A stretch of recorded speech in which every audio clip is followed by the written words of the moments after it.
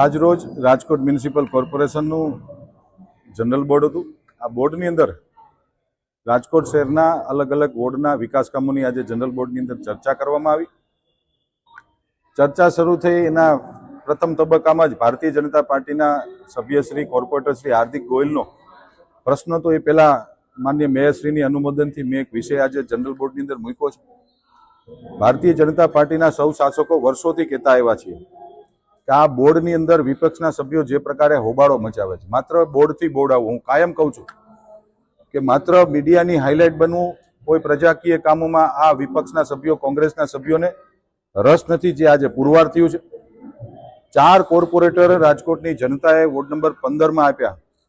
આ 4 કોર્પોરેટરો એક સાથે આજે રજા રિપોર્ટ મૂકી અને રાજકોટના જે બંધારણીય જોગવાઈ મુજબ જે જનરલ બોર્ડ મળતું હોય છે, આ બોર્ડની અંદર આજે ગેરહાજર રહ્યા છે।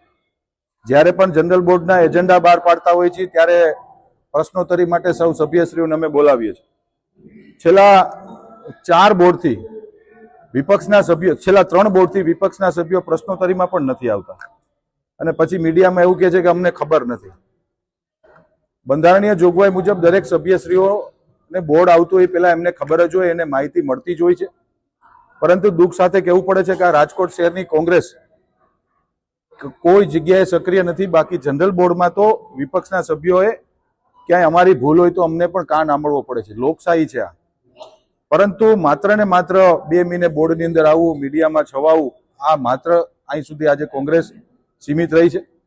બોર્ડની અંદર માનનીય હાર્દિક ગોયલ ભારતીય જનતા પાર્ટીના સભ્યોનો આજે પ્રશ્ન છે અને પ્રશ્ન ઉપર ગહન ચર્ચાઓ થઈ। મેં પહેલા કીધું એમ, જ્યારે બોર્ડનો એજન્ડા 10 દિવસ પહેલા જાહેર થાય ત્યારે પ્રશ્નોત્તરી એને આપવી પડતી હોય છે। એનો એક સમય હોય છે, એ સમયમાં એને કોઈ ન આપ્યો અને પાછળથી આવીને એ લોકો પ્રશ્નો થઈ ગયા છે, એ ગેરવ્યાજબી વાત છે।